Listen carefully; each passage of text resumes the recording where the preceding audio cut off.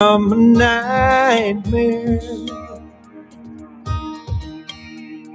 Signs of the time are on cardboard on corners in town.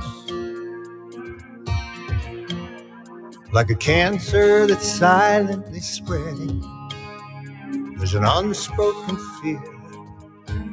We're on our way down. We must take the mellow back.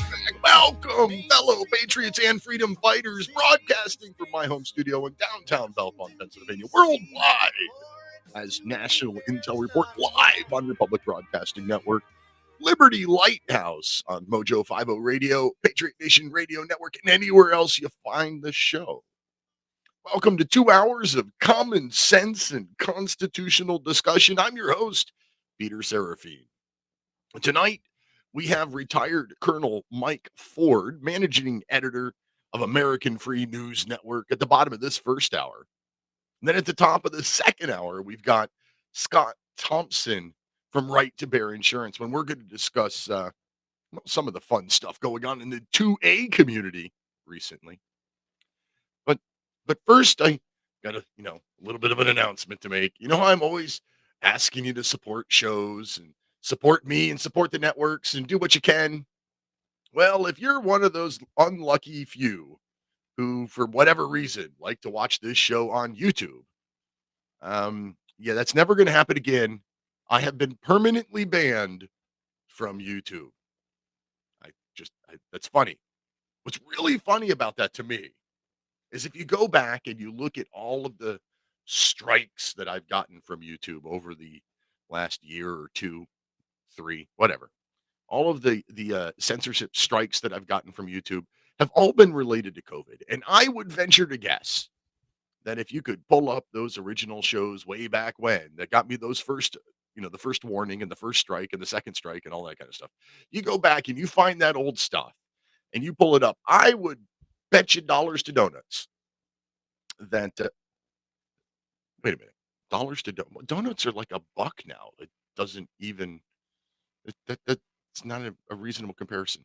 Anyway, I would bet you that if you go back and you look at all of my YouTube strikes over the last 3 years, that basically whatever it was that I got censored for was probably been proven true by now. So what do I do about it? How do I go? What do I sue them? I can't sue them for, loss of money because I never made any money from YouTube. I didn't have enough followers. But anyway, I'm just complaining. YouTube sucks. And F you, YouTube. If you want to watch the show, if you're one of those people that prefer to watch a video rather than listen to the audio, you can always do that at twitch.tv/pseraphine, or you can do it on Rumble, or I don't know, my Facebook page, my YouTube, or my Twitter. Yeah, YouTube, my Twitter page, D Live. There's lots of places you can find me. And if you have trouble finding any of those, you go to liberty-lighthouse.com and, click a chat button. I'll send you links to wherever you want to find it. But yeah, YouTube sucks. I'm permanently banned from YouTube. Yippee! The funny part about that is I was also banned from TikTok. I don't know, a year or so ago. What's funny is I was getting really close to enough followers that I could actually start making $1 on TikTok, and they banned me.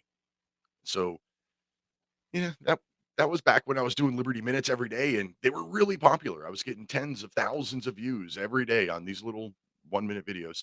So I made another account, and I've got enough followers, but now I'm not getting any traction. So now I put up a video and I get a couple hundred views, and that's just not enough to make any money. But anyway, I seriously considering getting rid of TikTok anyway, just because it's getting to be a pain in the butt, and all the controversy over it, of course. But yeah, so apparently I'm either a truth seeker or some kind of crazy nut job, because I keep getting banned off of platforms.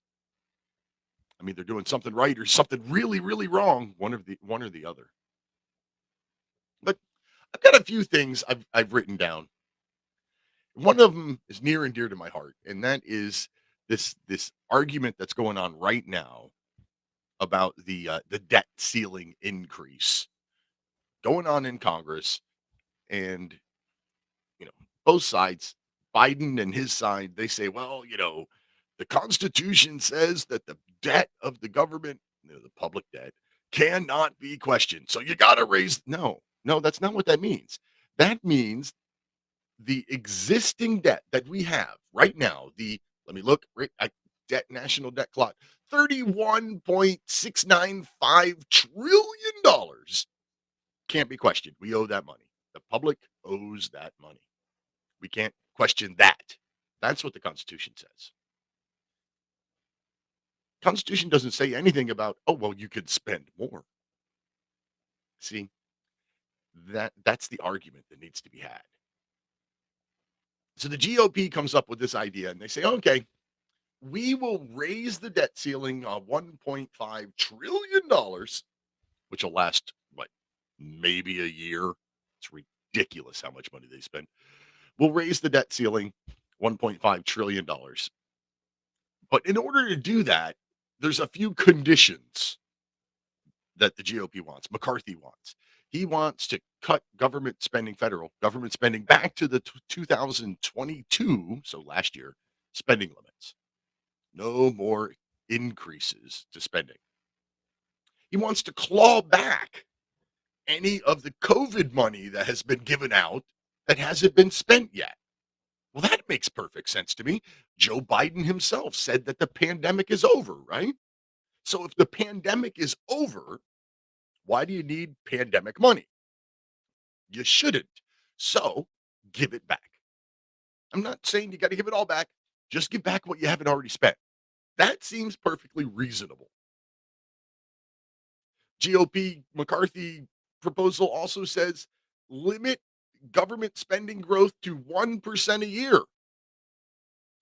Well, I think that's 1% too much, but okay, it's a start. We got to start somewhere, right?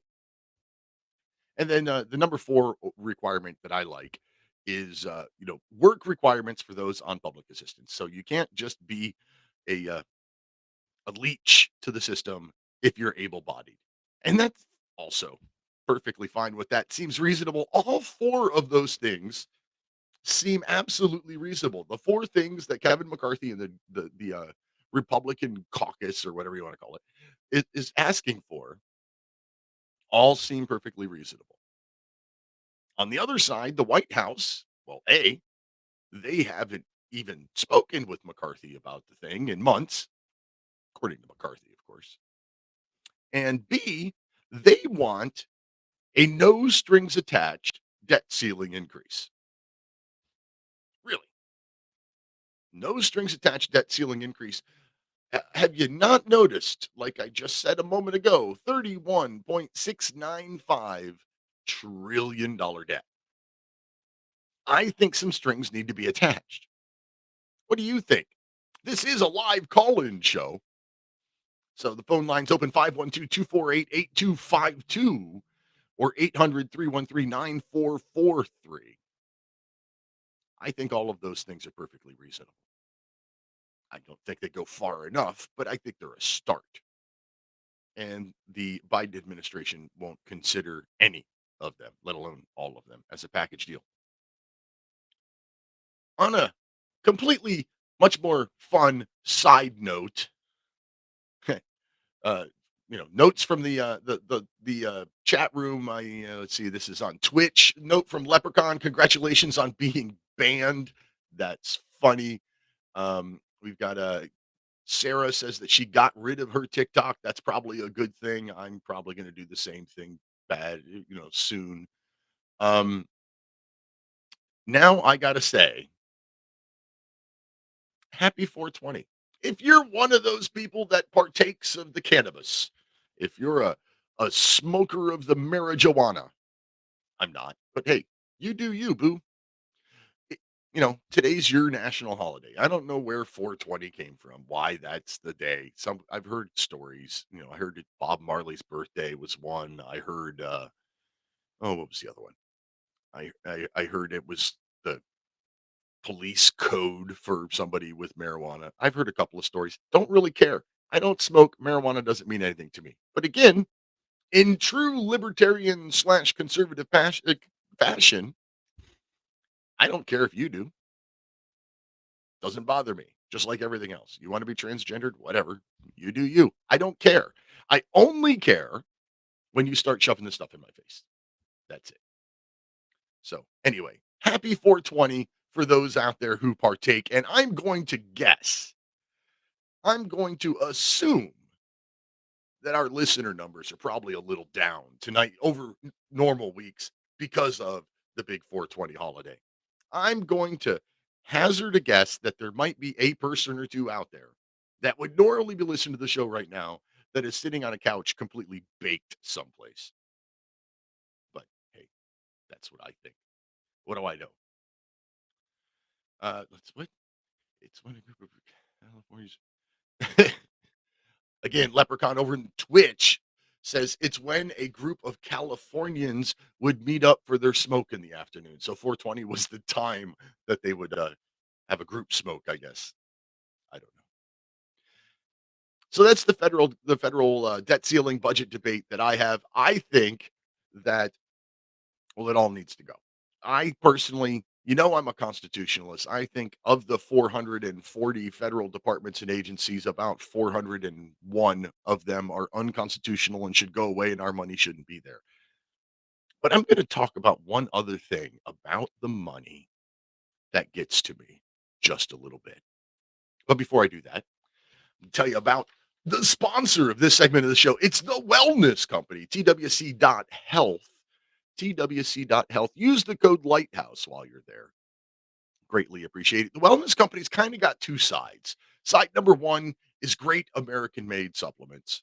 And side number two is access to doctors and pharmacists that aren't woke, that haven't fallen into the great medical industry machine. People that actually stood up and stand up for your medical freedom. So that's TWC.health. Use the code Lighthouse when you're there. I greatly appreciate it. You can get yourself, virtual visits with doctors and pharmacists, or you could just come by here next week and we can talk to Dr. Jen Vandewater together from TWC.health, code Lighthouse. Okay, so another part of the whole federal money issue that constantly bothers me is the, you know, torn between the whole libertarian, you do what you want to do thing. And therefore that makes me think, why should I care what California is doing, for example? Why should I care if California wants to do these crazy uh, reparation payments? Or why do I care if California wants to, I don't know, make every drug in the world legal or whatever it is that California wants to do? Why should I care? Because I live in Pennsylvania. Well, I'm gonna explain why everybody should care about everything that goes on in our country in any state because um, it affects us all in one way or another. And for my friend Leprechaun, the phone number, the call in line 512-248-8252. I care what happens in California because on average, state, county, and local budgets are 30% funded by federal dollars. So this big bad federal government that we have is taking money from you and I, tax-paying citizens, and even if you're one of those ones who has found a loophole and doesn't actually pay income tax, you're still paying taxes. You're paying taxes on everything that you buy. There's corporate tax built into it. You're all paying taxes. I don't care whether you pay income tax or not. Well, I do care, but that's another story for another time. We're all taxpayers. So the federal government collects all this money from all of us, from all 50 states, and then they divvy it back out amongst the states. So California, with their crazy reparations idea, is getting a big part of their budget. Again, averages about 30% from our tax money across the entire country. So yeah, we should care. See, part of the beauty of the Republican system that was built in this country was that each state could be individual and they could do what they want and they wouldn't affect other states. But that just isn't true anymore. That hasn't been true since the entire flow of money through our government was reversed. You see, prior to income tax, prior to the 13th Amendment or the 16th Amendment in 1913, prior to that, the federal government would send a bill to each state based on the population of the state saying, this is how much money we need this year, this month, whatever. They would send this apportioned bill. But because the 16th Amendment created the ability for the federal government to reach right down to you and I, the citizen, and grab the money without going through the states, well, now they have all the money and therefore all the power. And if they have all the money and all the power, well, then they divvy it back out to the states. Oftentimes, almost always times, with strings attached. The famous example that I often use is Ronald Reagan and wanting to raise the drinking age to 21 in the entire country. So he withheld some of the federal highway money from the states that had a drinking age of 18 and said, well, we're going to keep part of this money unless you raise your age to 21. And surprise, surprise, they all did.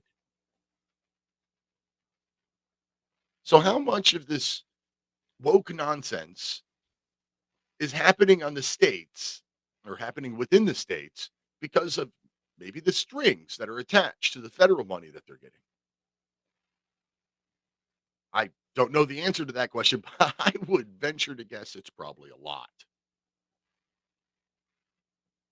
So, yeah, that's why we should all care of what when other states do crazy things because we are all helping to fund it.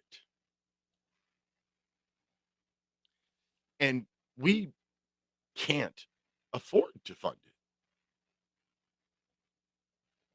with a national debt of 31,695,466,250,60,70,80,90,000.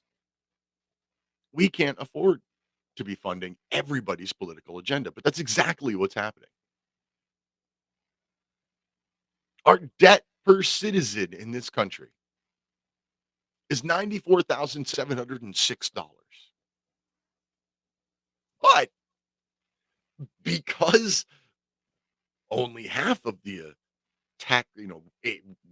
working age adults in this country actually work, only half, the debt per taxpayer is $247,766.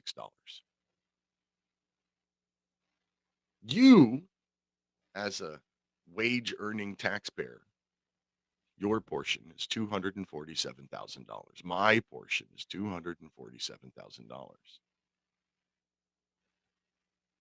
When does this go away?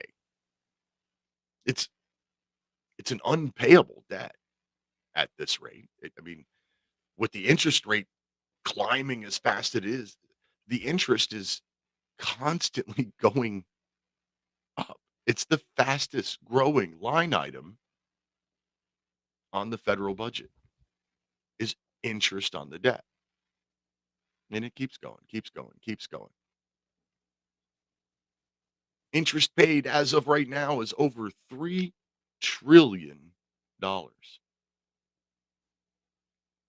the federal debt. So what do we do about it?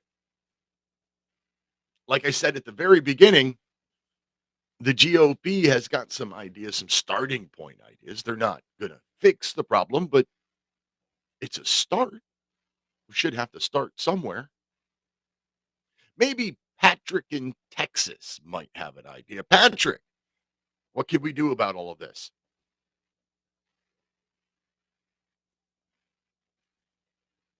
Well, I can't hear Patrick. Yeah, Oh, uh, yeah. Ronald Reagan had the Grace Commission, and that was a study to find out where all the income tax is going to. And he found out not one penny of the income tax stays in country. That's the finding. So let's put that on the table right there. And then there's a such thing as called the CAPR, the Comprehensive Annual Financial Report, and it's 2 sets of books. And you're going to see the budget. You're going to see that, and that's only just what they want to show you. But the real comprehensive one, you don't see that. That's what they really got off books, and that's usually invested in the stock market. And it's like 2/3 of the stock market is actually belongs to the federal government, and then they have these mutual funds that they created whenever they come up with the 401 savings plan. That was a scheme to get everybody to invest in the stock market. Now you're into a fund, and that fund, they can basically do whatever they want with it, invest it any way they see fit, and they might mishandle it or whatever. But there's also a thing about whenever you a deficit like a debt like that, $31 trillion, they make that conjure that out of nowhere for one thing, and there should be a balancing in the books where that's our credit that you're using there to do that. You should balance that out and zero it out, and they're not doing that either. So, and of course, the Fed is buying some of their own Federal Reserve notes, because nobody else wants it anymore. Right, which they've been buying them. That's like the definition of a Ponzi scam. Like you're issuing this debt and then buying it back yourself. It's craziness. It's all smoke and mirrors. The whole modern monetary theory, debt doesn't mean anything, and we can print as much money as we want, which is clearly on a full faith and credit. Faith. Right. Do you believe this stuff? If this Federal Reserve note's real, well, if this note is real, then it is real. It's legal tender. I got no faith in that system at all anymore. Hey, Patrick, I got to let you go because I've only got like 2 minutes left, and I got somebody else on the lines behind you. Okay, bye-bye. Well, now I've got 2 people on the line behind you. Leprechaun, the Kentucky Leprechaun on line 3. Welcome to the show, sir. Hello, my good friend. Janet Yellen was on the news just the other day, maybe last week, stating that they want the debt to go to $50 trillion. So they still have another 20 to spend, so that should take them like 3 days. My personal opinion, I think they're trying to do it to bring in the digital coin. They're going to jack the dollar so far out of existence. I was like, break time. No, winner, winner, winner. You're right. That's exactly what I think is going on here. They're trying to destroy the dollar, blow up our debt to make it all crazy so that they can usher in the savior of the digital dollar, the digital currency, the crypto craze or whatever. Which is not good for us Americans. Absolutely not. That is not good on many, many levels. Think about it. It's 420 day. Hallelujah. If you're a smoker, like you say, smoke them. Me, I've been imbibing for, 40 years. How is this going to work with my digital dollars? I'm going to go down and hit my Connect Up and go, yo, man, it's time for me to re-up. Here's your digitals. No, Uncle Sam has no business knowing what the Sam Hill I do with any of my dollars come high water or low water. Hear, hear. I completely agree with you, sir. Hey, got to let you go, Lep. Thank you very much for the call. Greatly appreciated, as always. Good friend of mine from over at the Mojo 50 Radio Network. It is break time. Francis, North Carolina. Please hold on. After the break, come back on the other side. We're going to have Colonel for the Free News Network. We want the freedom that God gave us, so you best not cross that line. If you want this gun, you gotta come through us and take it one shot at a time.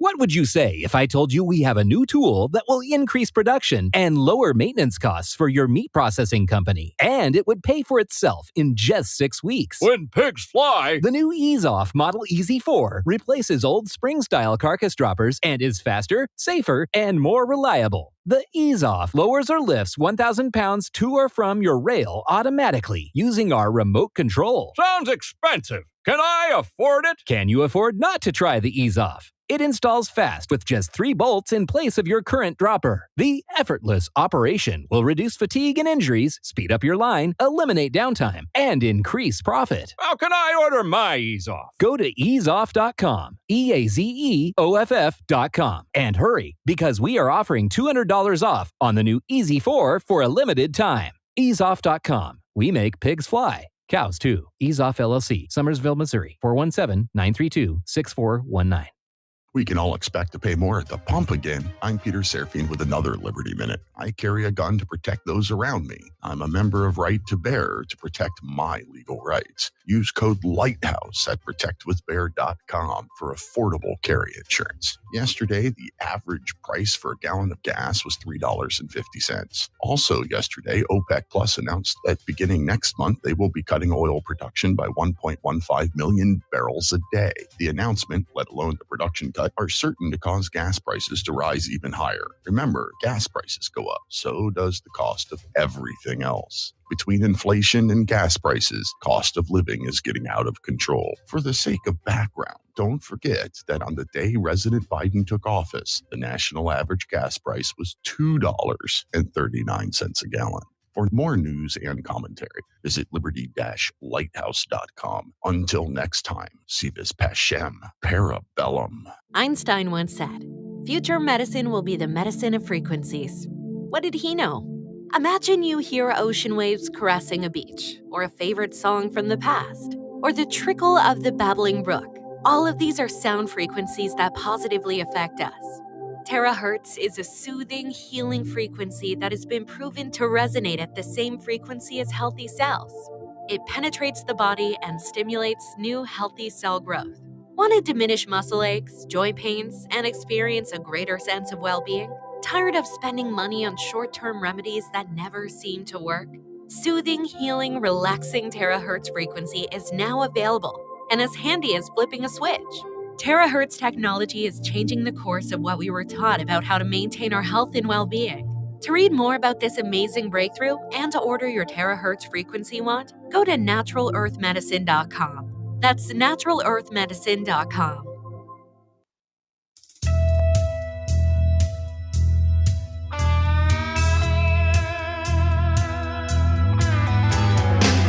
It's hard to find in the morning papers.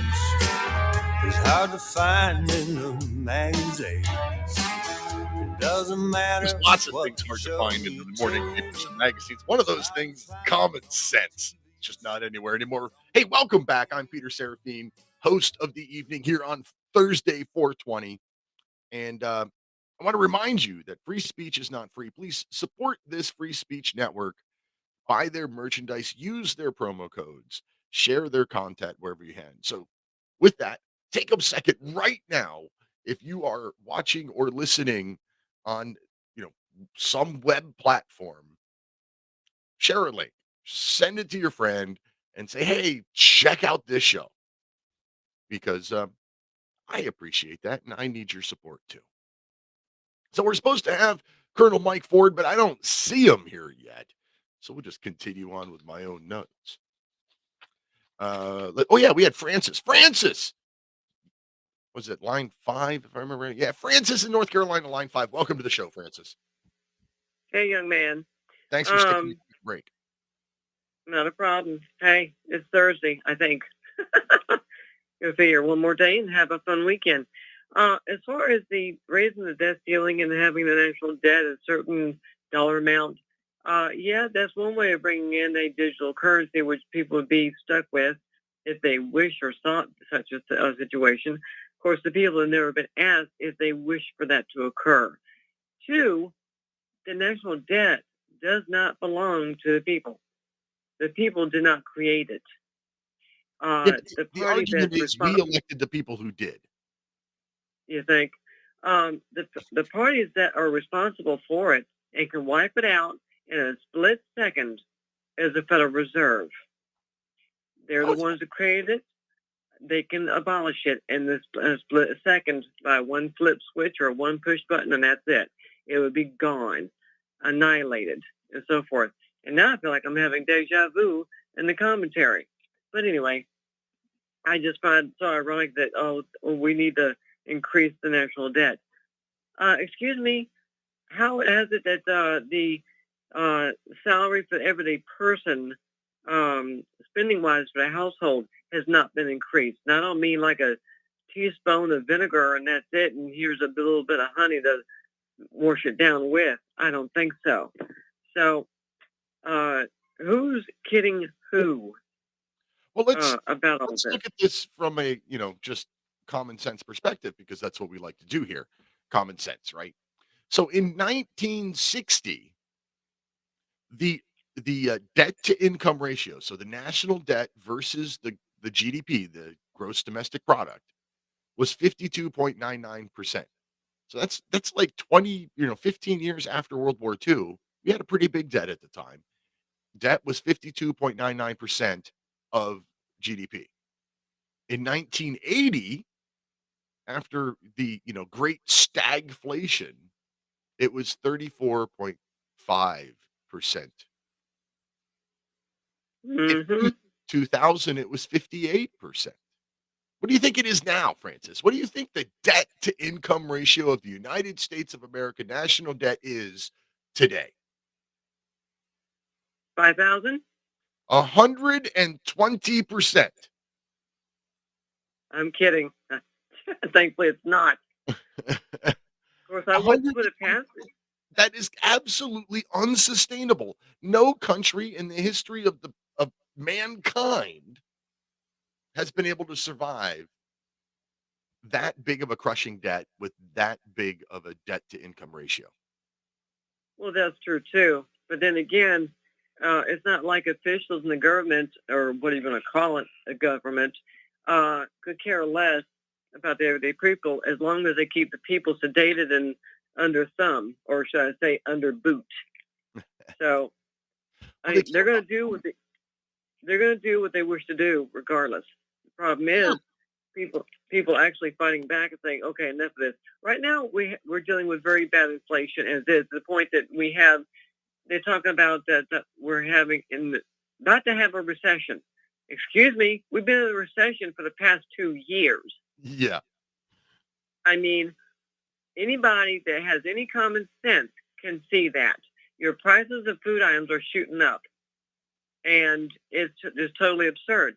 We're bordering into a depression. I agree. Bordering into it. So whenever I hear the last report from the Federal Reserve that we're about to go into a recession, excuse me, that's a polite way of saying that we're going into a depression. Right. And yet their speechwriter has not gotten the terminology right, or they're paid to label it that way. Exactly. So the everyday person. They can't be honest with us. They can't tell us that crime is out of control. They can't tell us that, you're already in a recession, and if we keep mucking around with interest rates, we're probably going to push you into a full-blown depression. We can't say these things out loud, because then you might not reelect us. Well, for one thing, they're paid not to say that, because they know full well if the everyday person actually came to their senses, they would have if the people actually knew or acknowledged what's really being done to them in the backside. If you think that the people that protested back on January 6th was something, that whole building would be annihilated if the everyday person really comprehended what's going on as far as the so-called national debt is concerned. It would be annihilated. And I don't care how much military might they bring to the district of criminals to protect the White House. It would be a rumble.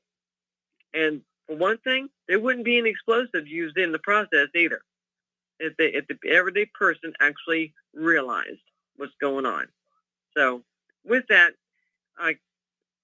sadly, I can only say I'll have lime, coconut, and pineapple with my pumpkin pie instead of Corona. Why is that? Why is that? Because Corona's been desecrated by a drag queen. I mean, this dude has made their money, which they apparently could not do in Vegas as a female impersonator. So they had to make their money by jiggling to some corporate heads or whatever to pay them, who knows, a unspeakable amount of money to advertise for them. And so that, for me, has desecrated Corona beer. So it's really gotten pathetic. I mean, when you have to use a dude with a penis to advertise as a woman, excuse me, whatever happened to having gals in bikinis for advertising your beer? I mean, that was a given back before the year 2000. Well, I got I know we have that's actually the trans You agenda did is one what? of the trans agenda nonsense is one of the things on my notes tonight. So if we have time, I might get into that a little bit. Well, it shouldn't be going on at all, in a nutshell. I mean, it's been thrust down the throat and everything. And quite frankly, I'm like, well, if you want to go and change your sex or whatever, fine, go and be happy. Leave me alone. I don't want to see you. I don't want to hear from you unless you have something creative and viable that's advantageous to life. Meanwhile, shove it. Right. Absolutely. So go So, have some pumpkin pie then. Thanks for your call, yeah, Francis. Greatly appreciated have as fun. always. Moving on to the next caller, Sarah in Oregon, line 5. Line 3. Welcome to the show. Hi, this is Hi, Sarah from Sarah. Oregon. If you want to go free speech, you better support the free speechers. Download their apps. And also share their shows out. Tell friends. And leave the kids alone, drag queens. Bye. Bye. Sarah's right. You know, marketing is expensive. I've never spent any money advertising my shows because, well, I do this as a hobby. At least it started as a hobby. Now it's a calling. But I still don't want to spend money to advertise. So I need you to help. You share out a link here and there, and that is much better than advertising anyway. So Francis had brought up the whole transgender thing, and Sarah brought it up too with the leave the kids alone. I think that's worth talking about. That's well, part of the whole what happens in other states affects me because I'm helping to pay for it thing. Now, Leprechaun says boobs and beer go together like mom and apple pie, baseball and shelled peanuts. And that's absolutely right. As far as the advertising of beer has been, well, since the beginning of beer. Um, but what happened with, Dylan Mulvaney with Bud Light has gotten a lot of press lately, a lot of talk. And, I think it's fair to say that that was a backfire ad. But here's what I think happened. We went along, this whole trans agenda thing is being pushed and destroying women and women's sports. And again, where are the feminists? Why aren't the feminists standing up and saying, no, dude, get out of the swimming pool or whatever the case may be? But they kept pushing. They pushed in schools and they got away with it. And then they started pushing in women's sports and they got away with it. And Bud Light, well, that was really the first time that I can think of that somebody tried to push this transgender stuff into a primarily male marketplace. And what happened? The men just weren't having it. Bud Light lost $5 billion in stock share in a matter of, a couple of days. And sales are down and all this other kind of stuff. So the men just weren't having it. They pushed back. That's good. My question is, why the trans agenda in the first place? Why is it being pushed? Could it be part of the population control plan? I mean, we all have all of these elites that are constantly telling us that, we're growing too fast. There's too many people. We got to limit population. You had the Georgia Guidestones that said, was it 500 million or whatever it was? Um, is this a portion of the global population control plan, agenda, whatever? Why? Maybe that it's a little conspiratorial for me. Like I don't usually go chasing after conspiracies, but if you look at the love of right up until birth abortions, or even had the one lady said you should be able to abort your kid even up till the age of 18 because you don't know if you're raising an asshole or not, which is that's called murder, lady.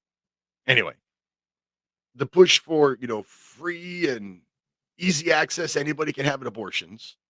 And then you add that to the trans agenda, the LGBTQIAA 2 plus whatever community. None of those people procreate. So the more people under the rainbow umbrella, the more people that aren't procreating. And then, so we got abortion, LGBTQ, the trans stuff, um, and then of course COVID. Hey, let's lock everybody down for a disease with a 99% survival rate. And then let's take this vaccine. Got to do the air quote thing when you say the word vaccine. You take this jab that's never really been fully tested, and we're going to roll it out to billions of people all at once. You add all of those things together, and even for somebody who tries to avoid conspiracy theories, starting to look an awful lot like a population control agenda. Then add in well, you can't have beef. Well, no. Meat is bad. Meat, which, you know, anybody who eats meat is far healthier than any vegetarian I've ever met. Um, you know, it's all there. 49 vaccines for children before the age of 6, 69 recommended by 18. That's craziness to me. And add it all up. And it sure sounds an awful lot like population control, even to me. But with that, let me tell you about one of my favorite sponsors, Right to Bear Insurance. If you own a firearm, whether you carry it with you or not, if you own a firearm, you should have legal protection in case you ever have to use that firearm. And Right to Bear is by far the most affordable uh, legal protection carry insurance out there. It's $11 a month for Right to Bear. And Right to Bear is also, well, they cover both your criminal legal defenses and your civil legal defenses. They'll replace your gun if it gets confiscated, and they give you like psychological help afterwards. Because if you think you have to pull the trigger and, well, you killed somebody, if you don't think that's going to mess with your head, you got something. Yeah, you need somebody to help you with that after the fact. Right to Bear is the only one that does it. So go to protectwithbear.com. Use the code Lighthouse, and I'll save you 10% off. That's basically like a free month, and it's only $11 a month to begin with. I'm a member of Right to Bear. I was a member of Right to Bear before they became a sponsor, and I highly recommend it. Let's see, going over here to the chat room, we got, see, Leprechaun again. Fact, had political correctness not been updated, this lunacy would be going on today. That's right. All of this lunacy that we see going on today is because of, well, we were given political correctness back in the 70s or 80s or whatever that was. And I remember Charlton Heston coming out and saying that political correctness is tyranny. It's just tyranny with manners. And that's exactly right. They're controlling what you say and by proxy what you think, based on by controlling what you uh, what you can say. So yeah, that's what it is. And then less babies equals people to do the work. Saw an article, the sperm counts are down globally. That's right. That's another good point. Like our diets are also crap, and everybody knows it. The products like soy that lower the testosterone in men, the sperm count is dropping in men all over the world based on the crap that we put in our bodies. So that goes right back to the population control agenda. And if you go to, these big global departments and agencies, the WEC, the WEF, and the, I don't know, LMNFOP, whatever. You go to all these world global forums, they all say that there are too many people on Earth. They all say that we need population control. But none of them ever, I mean, was it uh, well, the last prince, the last prince of England, the Queen's husband who died, well, Philip, who said that when he died, he wanted to come back as a particularly virulent, deadly virus. He wanted to come back and destroy half the planet as a virus because he believed in population control that much. But oh no, take this jab. I promise it's safe. Brought to you by the same people that said there's too many people on Earth. You don't have to be a conspiracy theorist to see that one. It's crazy. And then all gets into just basic hypocrisy of our political leaders. I don't like to call them leaders. The political class, the elected officials, the basic hypocrisy of all of them. And I do mean all of them. They all have their things. You got, you know, AOC who shows up at the Met Gala, which is $30,000 a ticket, wearing a crazy expensive gown that says tax the rich. Um, how do you not see that?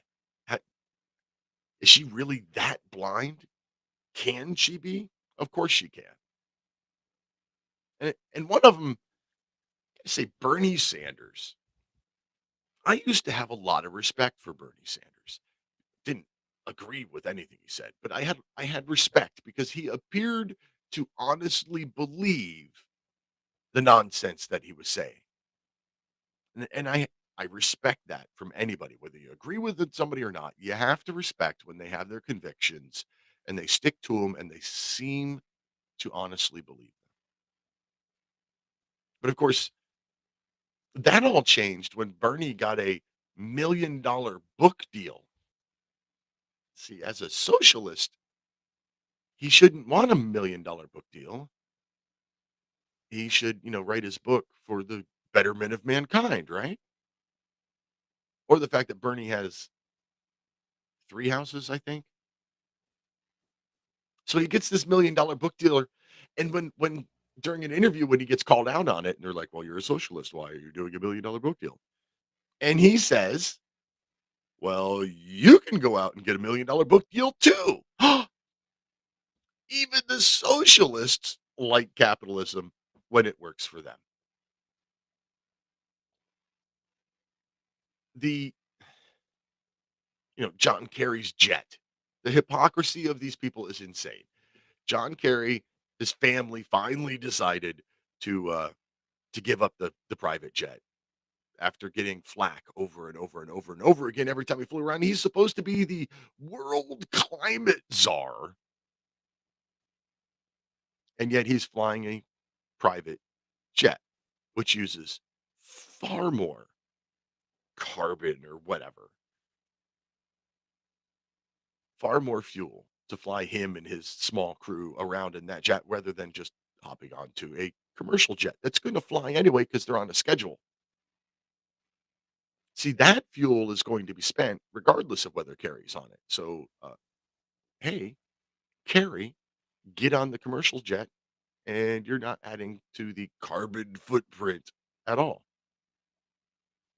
But that was the hypocrisy.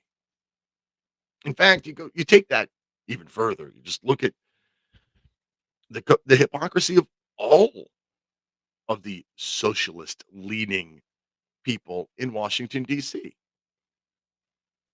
They're all rich. But if they were truly socialist and they truly believed the nonsense that they were spreading, well, they would give that money away. They would find charities. They would create hospitals, create food banks. They wouldn't need all of that money. So anytime any of these people start saying something like that, socialist nonsense, mumbo jumbo, look at their own bank accounts. See, Biden says this. What was it? I just saw a news article the other day. One of his my dad says story. He's show me a budget, and I'll show you what they really care about. Look at what they're spending money on. Look at what your elected officials are voting for, what bills they're sponsoring, what are they spending money on? That will show you what they really care about. You can't go by what they say, any of them. None of the people that have been in politics for more than one term anywhere in any event, any office, don't trust them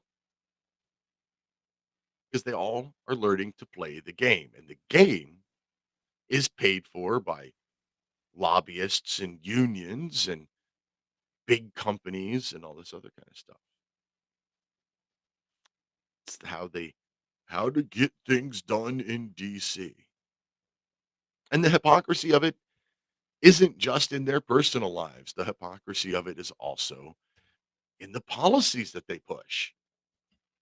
Joe Biden wants to, go after whatever big industry that's out there, big companies, this, and they got to pay and this and that.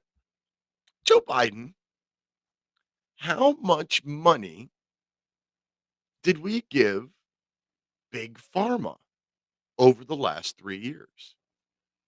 How many billions of dollars did we, the people, our public funds, the tax money you took from us, how much of our tax money went to big pharma over the last 3 years? Oh, but the oil companies, well, their profit margins went up, and the oil companies are evil, so we got to punish the oil companies, and they need to pay more in taxes, and they should have to lower their prices. But only the oil companies seem to be the problem. But big pharma, oh no, nobody talks about that. And when they do talk about it, they're like, oh, well, we need to bring the price of drugs down. You want to bring the price of drugs down? Get the freaking government out of it. Get rid of all the ridiculous regulations. Stop funding the research and let the pharma companies do it themselves. Let's see here. I trust politicians more than bankers. What about you? I don't know. I question that one. I never really had a problem. I mean, if you're talking my local banker, yeah, I don't really have an opinion one way or another. If you're talking bankers at like the federal level, like the Federal Reserve, oh yeah, they all need to be brought up on, I don't know, charges of some kind. They are actively destroying our nation. That Leprechaun, on a scale of 1 to 10, I trust them about a negative 200. That seems about right. I love your charged and loaded language. Very cool. Thank you very much. I greatly appreciate that. Was that kissing Onzo? I don't know. Thank you very much. Anyway, it is a phone show. I keep forgetting to retell the number. Phone line is open, but we're almost to break. So you got like 3 minutes if you want to call in. 512-248-8252. or toll-free 800-313-9443. We were supposed to have Colonel Michael Ford from American Free News Network this last half hour, but for some reason he didn't show up. And I didn't look, check my email if he canceled and I didn't realize it or whatever. But hopefully things go as planned. Then we will have Scott Thompson from Right to Bear Insurance coming up in just a few minutes at the top of the hour. It's 7:00 Eastern time if you're listening live, and anytime, whenever you want it to be, if you're listening in the podcast form. But there is a couple of gun-related things that I'm really quite anxious to discuss with Scott from Right to Bear. So I'm excited about that. I like when there are news headlines that pertain directly to the guests that I have planned and scheduled. It works out well. Not always the way it works. It is this time. Hey, it's break time now. Be back in 3 minutes, with any luck, with Scott Thompson as your guest.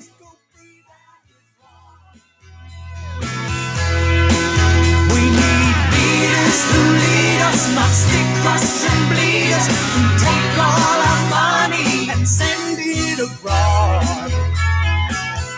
We must take America back. We need fairness, schools, and more things made in USA. It's the least we can do for the red, white, and blue. We must take America back. We must take America back.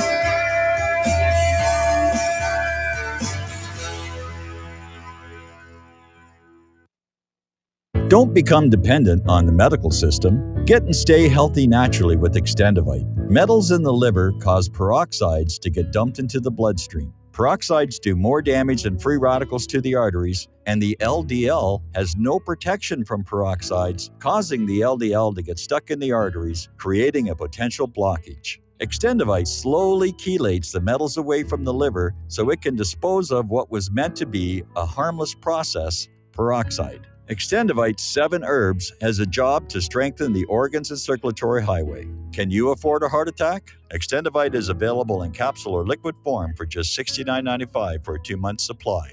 To get started, call 1-877-928-8822. That's 1-877-928-8822 or visit heartdrop.com. Extend your life with Extendovite. Standing 6'4", weighing 245 pounds of crime-fighting, political science analyzing brawn. Ladies and gentlemen, Dr. Patrick Slattery. So, Mike, get off this anti-cicada agenda. I'm a born-again traditional Christian, and my favorite possessions are right here on my nightstand. That would be the King James Bible and my .357 revolver. I'd rather be ruled by Chinamen than Jews. Cool it with the anti-Semitic remarks, right? Just because you steal an election and terminate the republic doesn't mean you terminate the people in the republic, because we're still here. I'm not taking the vaccine.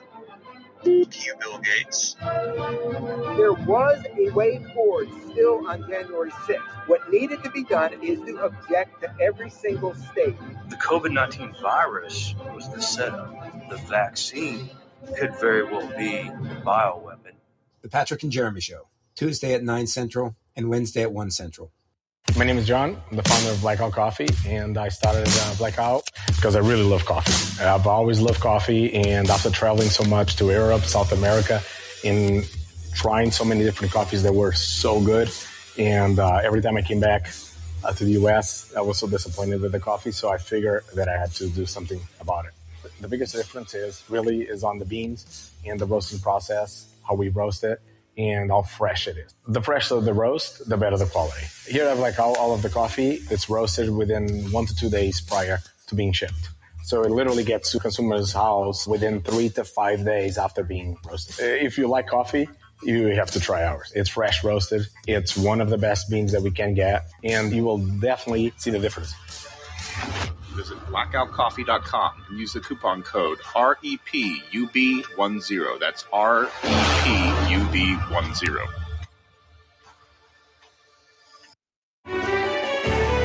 You're listening to Real Talk Radio, only on the Republic Broadcasting Network.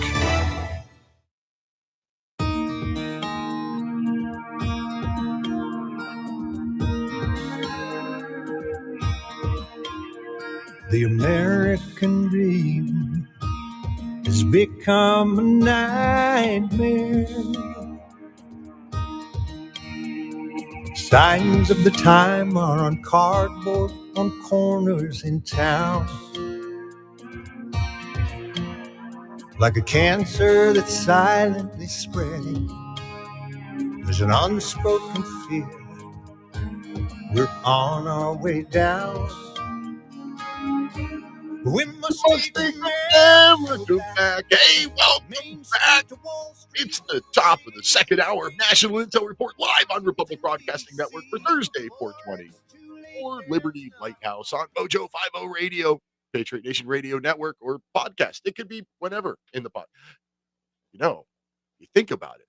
If you're listening to the podcast version of this, I'm talking to future people. That's kind of cool. But anyway, as I said at the close of the last segment, we got Mr. Scott Thompson from Right to Bear Insurance, one of my favorite sponsors of the program, and he actually showed up. How you doing, sir? I'm doing great, and I'm glad to talk to future you also. Yeah, I don't know. It's just funny. It's kind of weird that I do this show and I do it live on one network, but then it rebroadcasts on two other networks at, pre-recorded. And then if you think about it, it's like, well, there's also the podcast form, and anybody could listen to it at any time if they really wanted to. But anyway, there's some interesting gun stuff going on in the world, well, this week.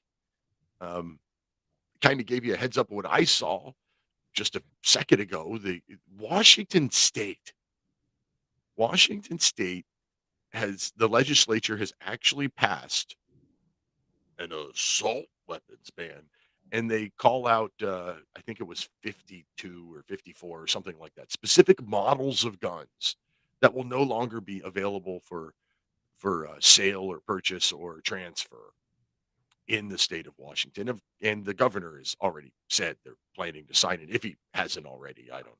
Didn't pay that close of attention to it this morning. Wow. What do we do with that? Like, Yeah, it looks a lot to me like it's political posturing with it, because we have seen time and time again that the Supreme Court has ruled certain things can and can't be done, and yet these states, like New York State, tried similar things and then were shot down. This one is destined to go as a challenge to the Supreme Court, and we're talking on both sides hundreds of thousands, if not millions of dollars on this, that instead of making laws that are doing this, that money could be going towards other programs to address the issues, the real root issues of the violence, which a lot of times is mental health. But they're not doing that. Instead, they're trying to take the guns away from the law-abiding citizens.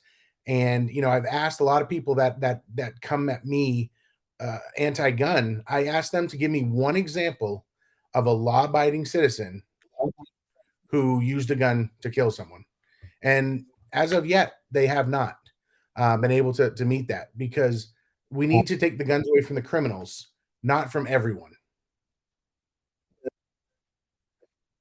oh, it's I don't know what's going on. It's everything's freezing and getting weird. Like something. Maybe the feds are coming to censor me for real this time. There's also they don't know what they're doing as far as guns in general. So they say, most of them think that AR stands for assault rifle. So my question, I'd really like to meet Joe Biden and say, hey, Joe, so I've got an AR-15, and I know you don't like AR-15s. You're going to try, you're trying really hard to take that away from me. But I also have an AR-7. Is an AR-7 okay? Can I keep that? I would love to hear what his answer would be, because those of you that don't know, the AR-7 is the now Henry survival rifle.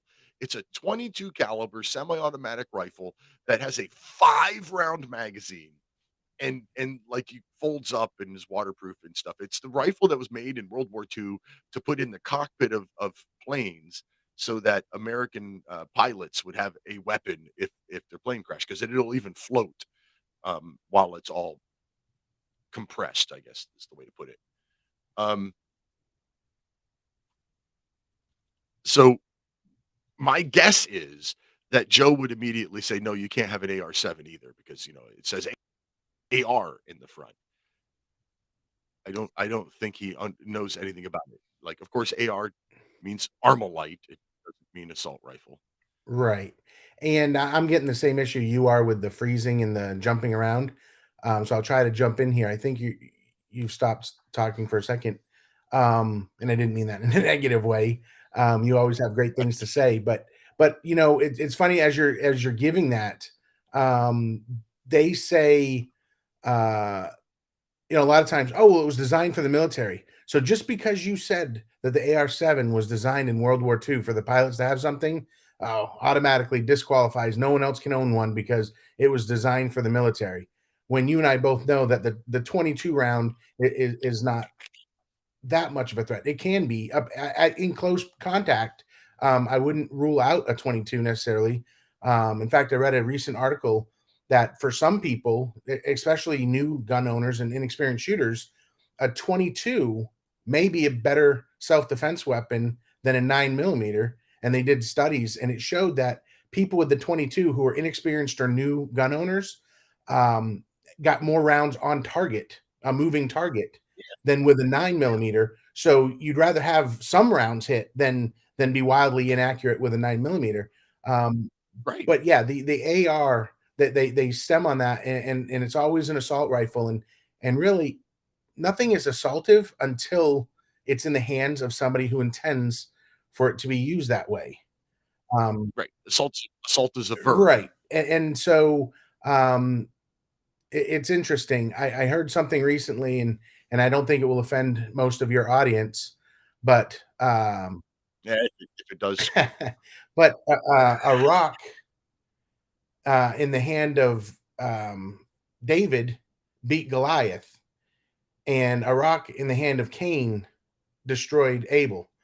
It's not the rock, it's the intent of the person holding the rock and what they're doing with it that makes the difference between whether this is a murder or whether this is something just. So it still applies. The guns are not the problem. And Kissing Gonzo, I agree. You said earlier on, poverty is a significant driver of violence, not just mental health, and you're absolutely right. It's not just mental health. Mental health is a huge component, and a lot of times poverty and mental health go hand in hand, because in poverty you don't have a way to seek help, so the mental health can deteriorate even further. But you're right, and there are ways to fix this, and I don't think taking the guns away from everybody is the answer. Well, there's a little conversation going on in the what is that, Twitch chat room over there, where somebody's is Obi Jaws and kissing Anzo are talking about this stream, and there's some questions going on. Yes, it is a live stream right now. Yes, I'm seeing your chat messages, and yes, I can respond to them. It's a little hard to keep up with the chat messages while doing a live show, so I do my best. If you are watching or listening Thursday night between 6 p.m. and 8 p.m. Eastern time, you're probably watching the live thing. If you check it out some other time, well, then it's recorded. I don't do the resyndication thing. I don't rebroadcast my videos. They are what they are. If you're watching the video, you're watching it live, or you're watching it someplace else where it's just sitting. I don't restream it, so to speak. All right. So backing up a little bit there, Scott, you said something about law-abiding citizens who shot somebody.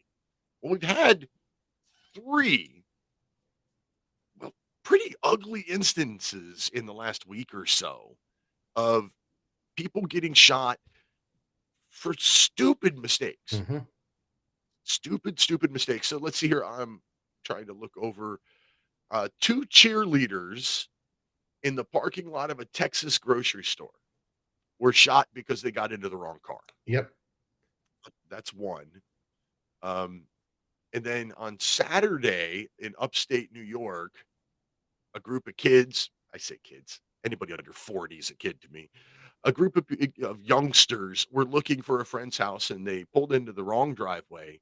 And that particular person was, tired of people turning around in their driveway. And they shot at the car and killed one of the passengers in the Yep. car. And then last Thursday, this one, surprisingly, this particular one is the only one that anybody in Washington, D.C. has mentioned. That last Thursday in Missouri, a teenager was shot when he went to the wrong house looking for his twin brothers. And would you like to take a guess as to why that's the only one that the people in Washington, D.C. are talking about? I think I know the answer. Okay, what? Take a guess. Go ahead. The color of his skin. That's right. So the teenager was 16 years old, and the man who shot him was an old white guy, 84, I think. Yep. All three of those situations are horrible. The color of the skin shouldn't be Agree. in.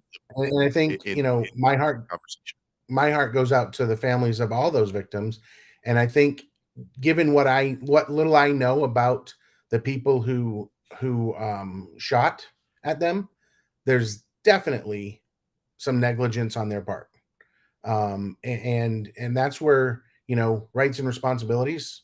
You have a responsibility if you're carrying a gun, I believe, to be well trained and to know when you can and can't use it. And in that situation, I can't think of any state where someone turning around in your driveway is justification for using deadly force. Nor do I. Right. In most states they have the castle doctrine. Yes. Yep. You step foot in my house after I've told you you're not allowed here, or in the middle of the night or something like that, I can shoot you. Yes. Or I can't shoot you when you're on my front porch. I can't shoot you when you turn around in my driveway. Yep. And I hear that a lot. I hear from people a lot say, if someone comes on my property, I'm going to shoot them. And they're not talking about in the house. They're talking about they come on my property. People have this belief that they have the right to do that. And I break it down two ways. Number one, the law in most states does not agree with you. Trespassing is never, and probably never should be, sole reason for using deadly force. But also the back end of it is, do you want to take a life? I was, my background. I was in law enforcement for 2 decades. I didn't want to ever take a life. And fortunately I never had to, but it was a reality of something that could happen. And you look back on it and you go, most people who have taken a life, there's some, not necessarily regret, because they did it to keep themselves alive or help someone else, but there's definitely some trauma from taking the life of another, and it's not something that people can lightly do. So And Right to Bear, the company that you're here supposedly, even though we don't necessarily talk about the company all that much, Right to Bear is quite possibly the only one of the carry insurance providers out there that has the psychological help after an incident. Yes. And also, Right to Bear is the most affordable of the carry insurance providers out there. And I can make it more affordable if you use code Lighthouse when you go to protectwithbear.com. That was not supposed to be the sponsor of this segment. The sponsor of this segment is supposed to be Romika Designs, because Mother's Day is coming up. And Romika Designs is where you can get really cool, awesome, custom laser cut, laser engraved stuff. ROMIKA designs.com. And he does really good work. I've bought his stuff. I'm telling you, I don't put sponsors on my show that aren't products that I personally either use or endorse in one way or another. And Romika Designs, I got a beautiful laser cut framed piece of art for my beautiful wife just this past February. RomikaDesigns.com. Use the code Lighthouse. Okay, so Yes, there is psychological issues when you shoot somebody. There's also psychological issues often from the person doing the shooting. You're right. You can't shoot somebody unless you have most states it's worded something to the effect of reasonable fear for your own or safety or the safety of somebody else. Yeah, and I want to jump again to your messaging here. Someone saying, would it be reasonable to increase the training and psychological awareness of gun ownership as a part of gun safety courses?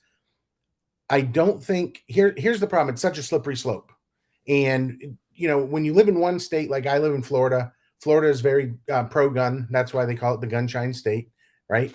But And when I'm you in start, Pennsylvania. what's that? And I'm in Pennsylvania. Yes, and Pennsylvania is pretty good, except in some of the cities. But whenever you make something that has to be done for as part of getting a gun ownership or gun safety course, whenever you make a requirement like the training and the psychological awareness, there are some states where in order to buy a handgun, you have to do 40 hours of range time or 40 hours of class time, and it has to be in a set circumstance, and it has to be at least 8 hours at a time. And you look at it and you go, hey, you know what, this is designed so that most people can't do this. Who's going to be able to take a week off of work in order to go get their gun license to either buy a gun or carry a gun? So anytime someone says, well, can't we just make a rule? Somebody can always overdo that rule. Well, you also have to look at just the intent of the wording of the Constitution. Right. There is nothing in the U.S. Constitution more clear than shall not be infringed. Now, people will argue about the whole well-regulated militia part of it, and will argue about what is the militia, and, oh, isn't that the National Guard now? But, I mean, basically, it's, well-regulated militia being necessary for the security of the free state, the right of the people to keep and bear arms shall not be infringed. Well-regulated militia being necessary for the security of a free state, that's preliminary throat clearing according to the United States Supreme Court. The right of the people to keep and bear arms shall not be infringed is a statement that stands by itself. Right. So, what's the definition of the word infringed? Well, what's fun too is I recently did. You've seen some of my some of my YouTube videos, and I recently was doing I went down a rabbit hole, and I discovered that it is still federal law. So when people talk about the militia, and they say that's for the National Guard or that's for the militia, well, the militia actually by federal law, and I don't have the state statute in front of me, but the militia is any person over 17 and under 45 years of age, able-bodied, that is in basically a standby militia. So I did the video saying, if you're over 17 and under 45, you're in the militia. Congratulations. Yeah. As long as so when they talk about the militia is only the National Guard, there's actually two parts of it. The National Guard is A, and then any other able-bodied person 17 to 45 is B. So you are in the militia, whether you like it or not. Right. And I think it was Mason when at the Virginia ratification debates, when they were going to debate the ratification of the Bill of Rights, at the Virginia House was asked, who is the militia? And again, I'm pretty sure it was Mason. I get my Masons and Madison quotes mixed up sometimes. But his answer was every able-bodied man except for a few politicians or a few elected officials. Right. Yeah, and so that still exists, and it was last updated. I think it was 2017 is when it was last updated. So that still exists, and also well regulated. Whenever people hear and they throw that out, because I get this a lot. Well regulated means that there's rules and regulations that you have to follow, and that's not what well regulated meant. You have to remember. You have to go back 200 years, 200 plus years. Well regulated means in order to function properly.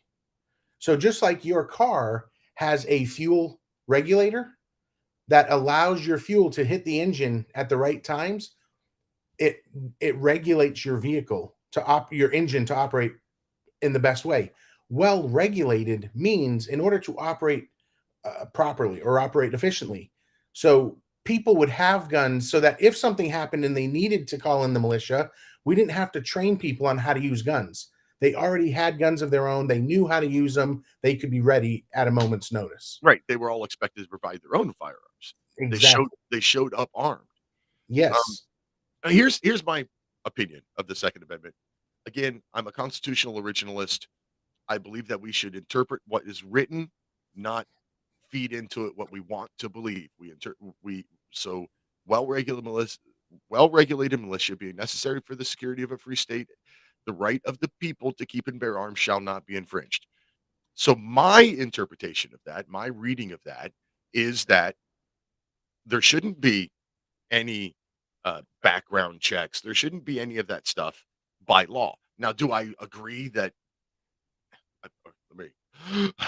No, I am not trying to say that we should get rid of background checks. I am not trying to say that we should get rid of all of the federal government laws. I think checks to buy a firearm are a good thing.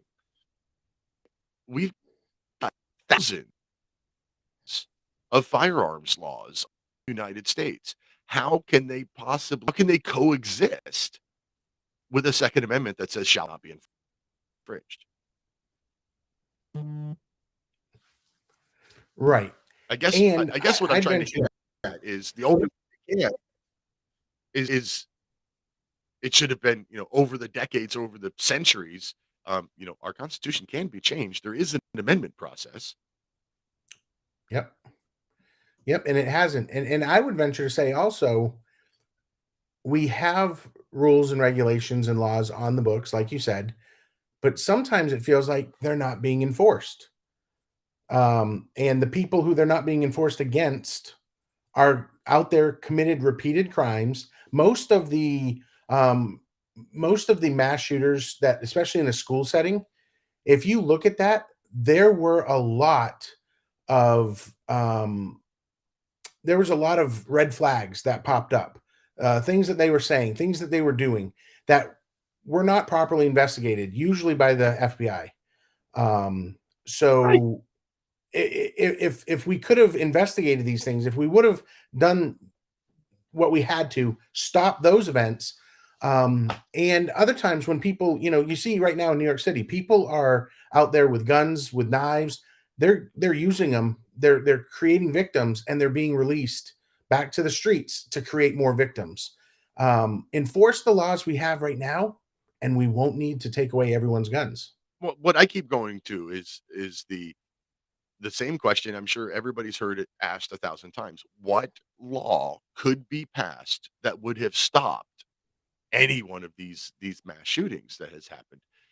And the AR-15, going after the assault rifle is just ridiculous, because long guns, shotguns, rifles of all kinds combined only make up 6 or 7% of death from firearms. The other 93, 94% is all handguns. But we don't talk about handguns because the last time that American politicians went after handguns, they got their clock cleaned in the next election. Right. Right. Well, Misty in Kansas on line 1. Welcome to the show, Misty. Shoot, never mind. Hold on, Misty. My bad. We're I didn't realize at the time we're like a minute from break. So okay, that's cool. Hold on until after the break. Sorry about that. I don't want to. No, that's fine. Yeah. Scott, I normally only book you for the first half hour or for a half an hour at a time. You want to stick around and deal with Misty's question on the other side of the break, or do you got to run? Nope, I'll be here. Awesome. So, in summary, guns are not the bad, evil, vicious things that our politicians want us to think they are. Guns are tools like hammers or circular saws, both of which can kill people just like firearms. Hey, all right, it's break time. We'll be back in 3 minutes. On the other side of the break, we're still going to have Mr. Scott Thompson from Right to Bear Insurance.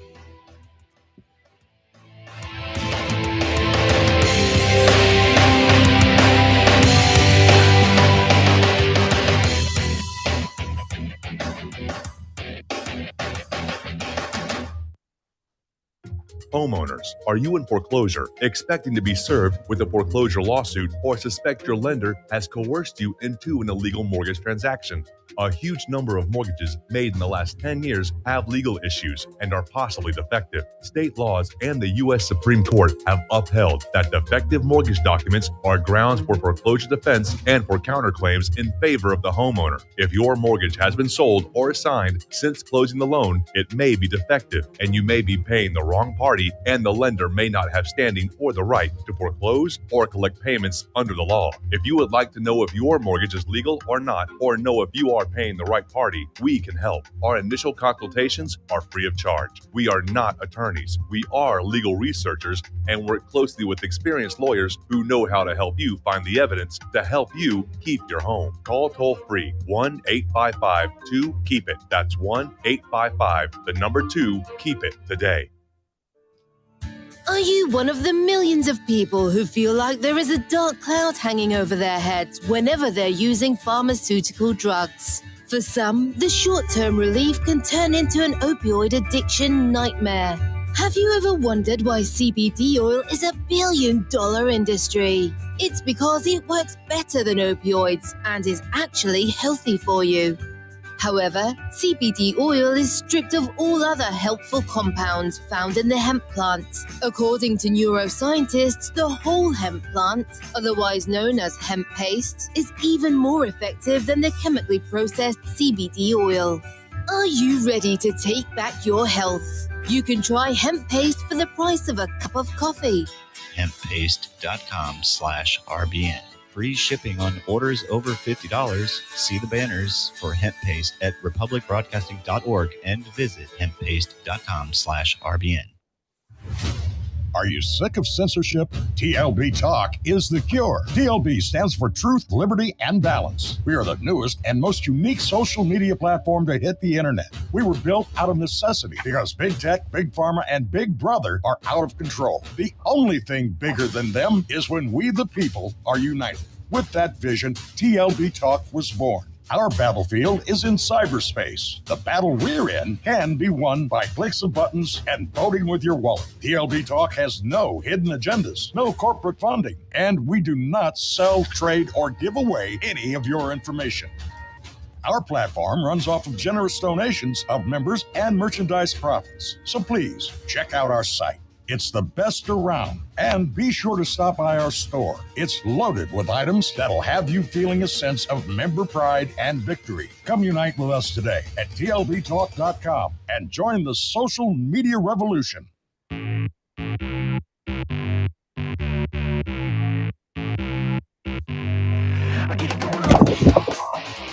You're tuned in to the National Intel Report, the Real Talk Radio Show. Hey, welcome back to the show. It is the final segment, and where are we? We're back with Scott Thompson. We've been talking about gun control and stuff, but first we have a phone caller on hold that stuck around through the break. Misty in Kansas on line 1. Welcome. Thank you for holding over the break. Oh, you're welcome. I want to ask, are y'all familiar with Tench Cox, who is well versed on the second article? His comment about the second article. No, I'm not familiar with his comments. Oh, you're not? Well, this is interesting. This is what he says, and it says, "Who are the militia? Are they not ourselves? Congress has no power to disarm the militia. Their swords and every other terrible implement of the soldier are the birthright of an American. The unlimited power of the sword is not in the hands of either the federal or state governments, but where I trust in God, it will ever remain in the hands of the people. As civil rulers, not having their duty to the people before them, may attempt to tyrannize, and the military forces which must be occasionally raised to defend our country might pervert their power to the injury of their fellow citizens, the people are confirmed by the article in the right to keep and bear their private arms. The militia, who are in fact the affected part of the people at large, will form a powerful check upon the regular troops. So I know a lot of people call it the Second Amendment. I call it the Second Article because it's a body of law. But that was his statements when the Bill of Rights was being put together as a body of law. Right, but it's much like the Mason quote that I paraphrased. When asked who the militia is, he said primarily every able-bodied man, except for a few government officials. What I find funny is over here in the chat. First off, I want to say thank you to Obi Jaws for listening from the UK. I greatly appreciate that. Love being heard around the world. But Obi and Kisiganzo both seem to think that we need to work on the Second Amendment and that guns are just too easily accessible in the United States right now. And that flies right in the face of the purpose of the Second Amendment, as Misty just spelled out. The idea of our Second Amendment is not so that I can, shoot a mugger. It's not so I can go hunting. It's not so that I can, defend my house if somebody breaks in. Our Second Amendment is there so that we can stand up against our government. The Second Amendment is, if you believe the legend of Admiral, what's his name? The Japanese admiral. I want to say Hirohito, but that's not it. The Japanese admiral who said we can't invade the U.S. mainland. There would be a rifle behind every blade of grass. That's why we have a Second Amendment. Look at the countries that used to have guns that no longer have guns, and what happened during the COVID nonsense, for example. Australia and New Zealand both gave up their guns, and they went COVID nuts. They were locking citizens in basically concentration camps. I don't think that would fly here in a country where, what do we have? 100 million, 200 million people that own firearms? Yep. And real quick, to go to Kisiganzo's comment about whether it would be sufficient to defend against any American military, government, or the local police in 2023. And I've talked about this at depth, and I have family members that are in the military or have been in the military. And absolutely 100%, the American people who are armed would defeat the American military. Because you have to remember, a good portion of the American military would never attack their own brothers and sisters. They would never attack on our American soil. So you already are taking out a good portion of the American military. Plus, if the American military were to attack, and this isn't necessarily the topic we're going, but if the American military were to attack the United States, they can't use all of their resources towards the United States, because the minute that happens, Russia, China, some of these other countries are going to look to invade at our weakest, and they're going to look to come in. So we have to have enough outliers of our military that's still protecting us from. So, and you can say that that's a big one. Being in law enforcement for 20 years and having connections to the military, time and time again, I'm talking about special forces people have told me, we're not going to attack Americans. It's just not going to happen. But let's pretend for a minute that they would. We got a president up here that says, well, you need F-15s and nukes to take on the American military. Did the Taliban have F-15s and nukes? Right. And look at what Ukraine's doing. doing. The Vietnamese have F-15s and nukes. Right. And look what Ukraine's doing to Russia right now. Russia was supposed to have a military on par with the Americans. And look, we're glitching again. Yeah, I know. It's just the fact that there are so many Americans that have firearms is what keeps our government at least a little bit in check. Yep. Hey, Misty, thank you very much for the call. I greatly appreciate it. I love the quote. Thank you for reading that. Thank you. We got Harley in Indiana on line 3. Harley, welcome to the show. Yes, I just wanted to comment real quick. they speak about state citizenship and U.S. citizenship, and U.S. citizens actually have no constitutional rights. That has been ruled by the Supreme Court in 1968 that U.S. citizens have no rights. And they gave them rights at that time up through the 8th Amendment. 9th and 10th does not apply to them. Okay. Give me a case. Yes. Give me the case so I can research that. I wish I could right off. I can't. I will. I'll try to get it and call it back in. All right, but appreciate it. But the other thing is, when you get down to it, state citizens have all the rights because that's where your liberty lies. And I just happened to pick up a copy for the draft in the post office. And if you look on the back, it lists in there state department. I never heard of it before. Department of State and U.S. citizens. I'm curious what that is. But I was going to say yes. When in World War II, Japan tried to invade the Oregon coast, and they were met on the Oregon coast with a whole bunch of militiamen, and they decided they could not invade America. It was impossible. And then I just like to comment real quick. I think, really, who needs to be on the southern border? The state should be calling up the militia, because that's who should do it. And the way to stop the border invasion is just to mow them down. Let them lay and let the buzzards eat them. After a little while, people come across the border is going to see all them bones over there and see all the vultures, and they'll get the idea. It'll stop. Well, that's an opinion. Yeah, it is opinion. It's mine. And I think it's correct. Thank you for your call, Harley. All right. Hey, You're welcome. Going back to Obi Jaws, I think you might be a little misconstrued about how easily it is to buy weapons in the United States. According to your comment, you have them in public buildings where people are trained, but not a shop where you can buy bacon shoes and an assault rifle. First off, there is no such thing as an assault rifle. It's a made-up term by anti-gun people. And second off, there is not a store in the country, anywhere in the United States, where you can buy bacon and shoes and an assault rifle or any other rifle without going through an FBI federal background check. It is not as easy as people outside of the United States seem to think. As a matter of fact, there was a while back, a reporter. This was a hilarious story. And if I would have known we were going to be spending this much time on it, I would have found the video of it. A reporter wanted to prove that it was so easy to buy a gun.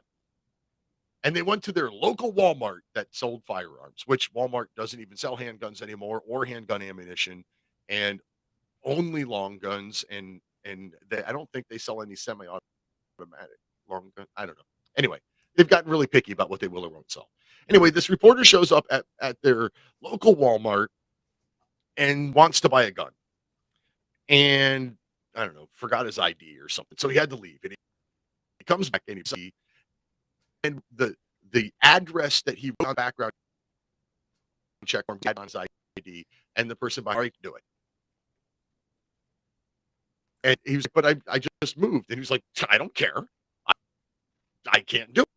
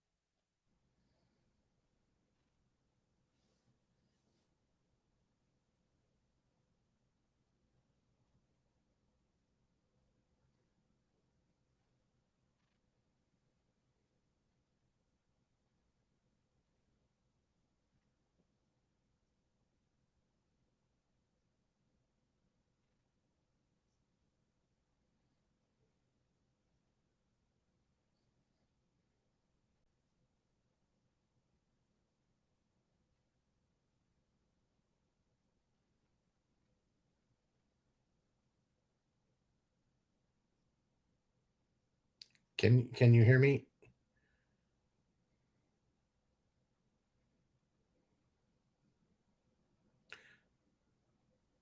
Okay, you can hear me. I can't hear anything.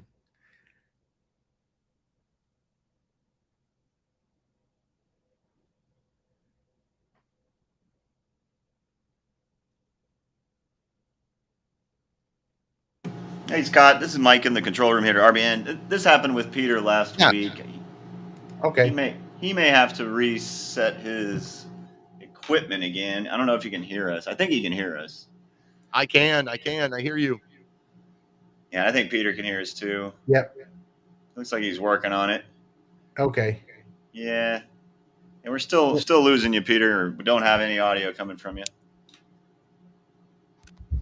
We'll see what we can do. We'll try to hang out here for a little bit. How about now? There we go. I can hear you now. Oh my God. I don't know what's going on with my equipment. This happened this is 2 weeks in a row that my freaking audio and video and everything is freezing. I don't know what's going on. And it's really, really ticking me off. I even, when I started having glitches, 3 weeks ago, I stopped doing Wi-Fi and ran a hardwire to my computer, and that's still not doing anything. Maybe I just need to buy a freaking computer. Anyway, another phone call. Tom in Utah, line 1. Welcome to the show. Hey, we may have a weapon behind every blade of grass, but do we have a able-bodied statesman behind the weapon?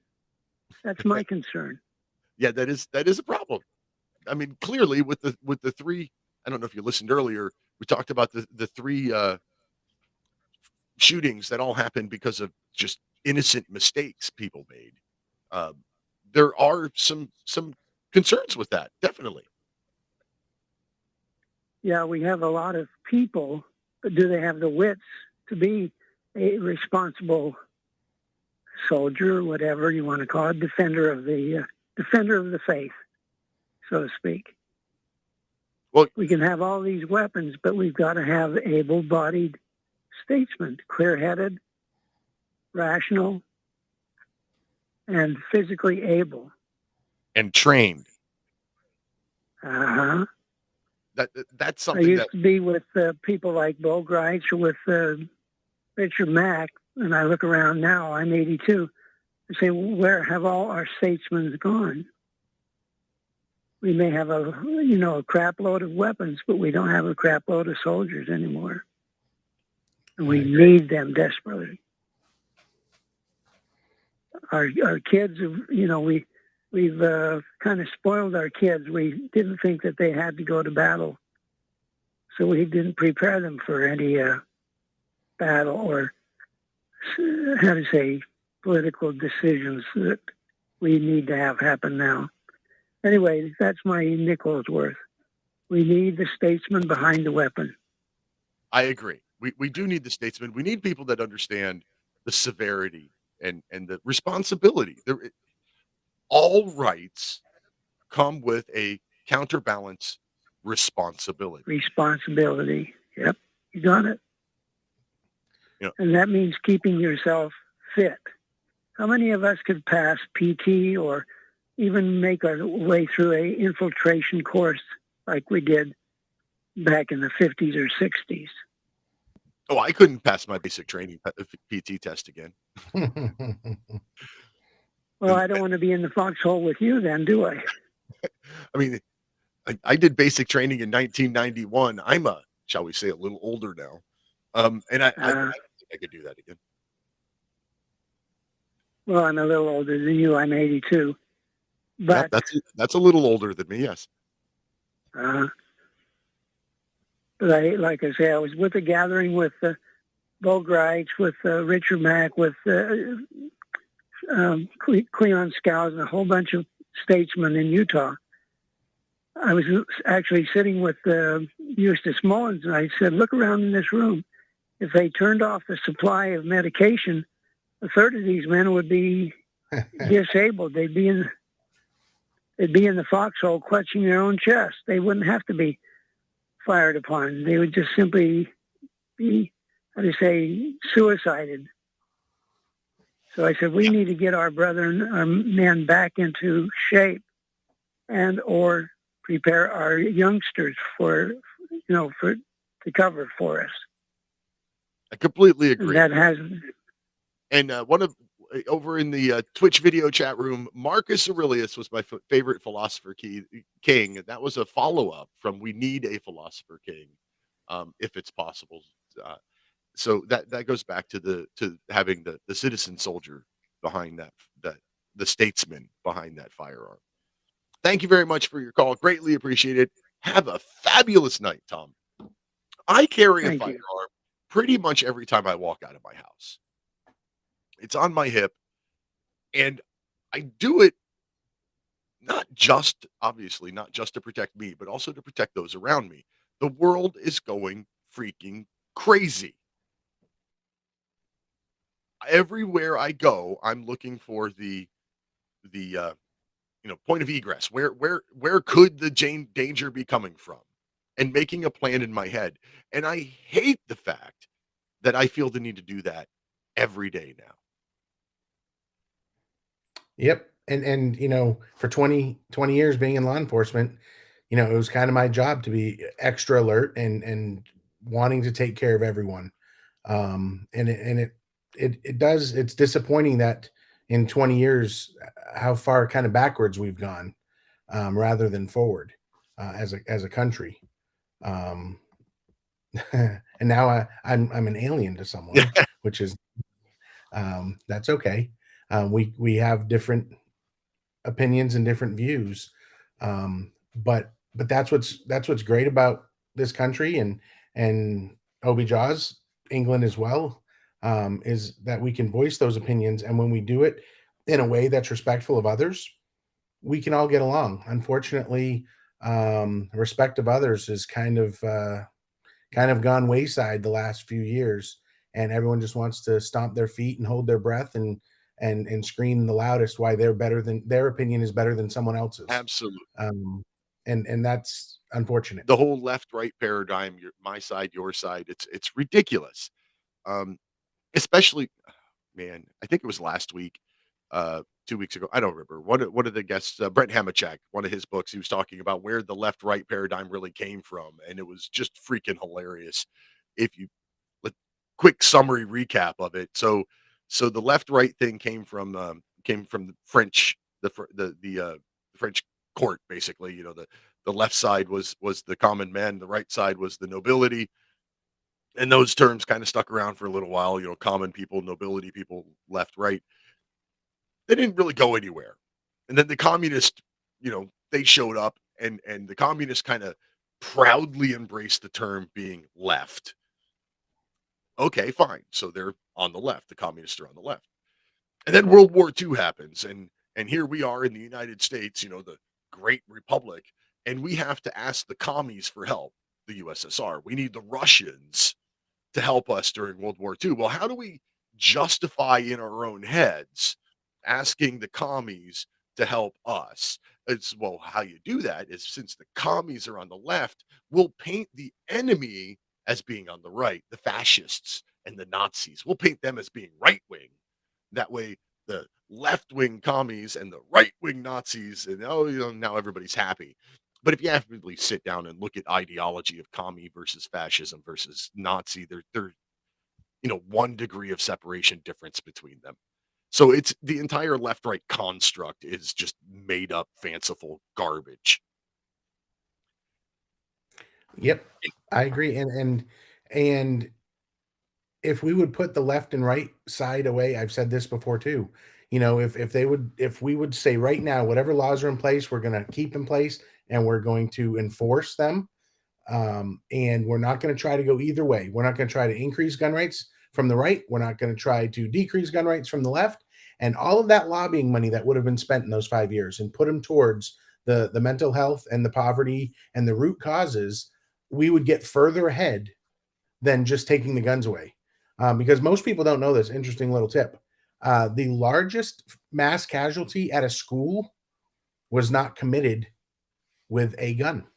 Oh, it was in, I believe, the 50s, and it was with a series of bombs that were placed in the school, that blew up the school, blew up sections of the school, killing far more people than have ever been in a single mass shooting. And that's my fear. When I look at it, if you look at it, let's take Las Vegas for a moment.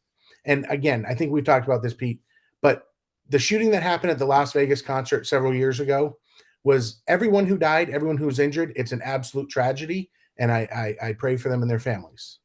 But when you look at it and you break it down, there were less than 100 people that were killed and injured, I believe, and there were thousands of rounds. Overall, guns are typically not, especially in these shooting situations. It sucks when people die, but when you find out that hundreds of rounds were used to get 6 people dead, guns are pretty inefficient. Right. And my fear is that when the guns go away, if the cause that makes someone want to take the life of someone else at a school or at a church or in a mall or anywhere else, if we don't address that feeling, then you're going to get people who now go to those places with bombs and kill more people. Well, I mean, guns have been everywhere in our country since we were a country, but we didn't have all of this crazy mass shootings and murders and stuff. That's all relatively recent. Really, in the last 25 years. Right. So what's changed? Well, right. Mental health is what's changed.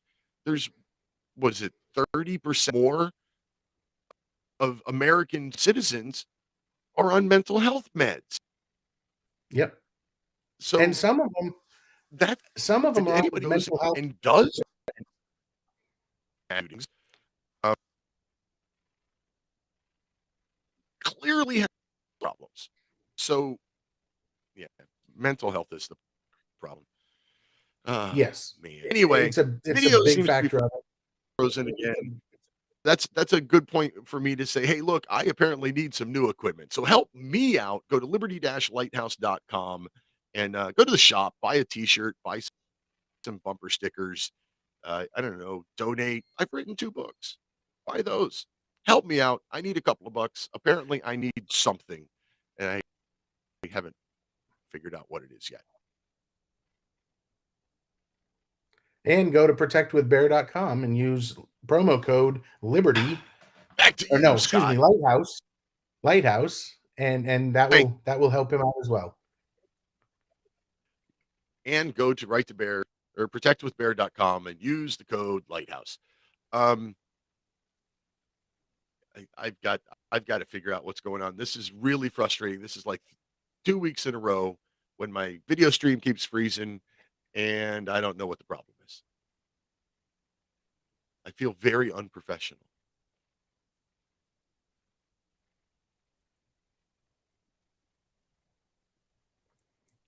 I can hear you. Can you hear me at all? I hear you fine. All right. Well, maybe we'll get that fixed. We'll work on that. But thank you again for having me on here. I think we're just about out of time. And thank you again for having me and Right to Bear on here. And thank you for this was probably one of my favorite ones so far. We've had some really good engaging dialogue and not always agreeing with everything, but we've done it respectfully. So I appreciate those of you who were respectful in your disagreements or you're trying to understand from the other side. That's what it's all about. We could be a much better country if more people could engage like that.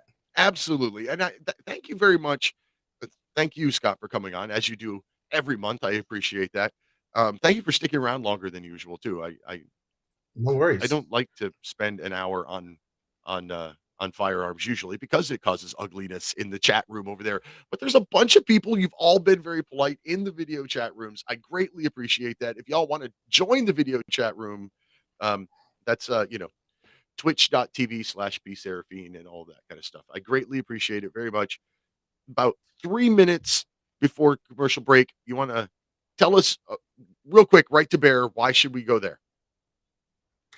Well, Right to Bear is a legal defense for self-defense program. And one of the things that we do, in addition to providing attorneys for you start to finish on any criminal and civil action, if you've had to use force, is we also focus on helping you get more training so that you use force only when it's absolutely necessary. We don't want you to just be a gunslinger who's going out there looking for problems. We want our members to be people that are trained, that can identify the situation. And I always, as I do my personal trainings, I always tell people that 99% of the time you will make a better witness than a participant. If we can train you to get out of the situation before you need to use force, then things will be better for you in all aspects. So we'll provide the attorneys for you start to finish on any criminal or civil action for about $11 a month. And when you go to protectwithbear.com and you use Lighthouse as your code, you'll also get a free month, basically 10% off. If you get a discount for adding a spouse or partner, they'll also get 10% off. So it's a great program, and I hope to have more of you come on board and learn how to be a responsible, lawful gun owner. Well, thank you very much. I'm a member. You should be one too. All right. Have a good night. Thanks, everyone. Have a good night, Scott. Thanks again. Somebody over in, it's paired from YouTube asking about what my Twitch is. It's Twitch, twitch.tv/PSEREFINE. It's my first initial last name, P. Seraphine. Thank you very much. Greatly appreciate it. Oh, man. Been a lot of fun, even through the challenges. Hey, if you're listening live on Republic Broadcasting Network, stay tuned for Edge of Darkness with Jeffrey Bennett. Thanks to our guest for joining us this evening. Thanks to Mike, the producer. Couldn't do the show without you. Thank you, the listeners and callers. Until next week, protect your liberties. Once they're gone, there's no getting them back. God bless America. It's the least we can do for the red, white, and blue. We must take America back. We must take America back.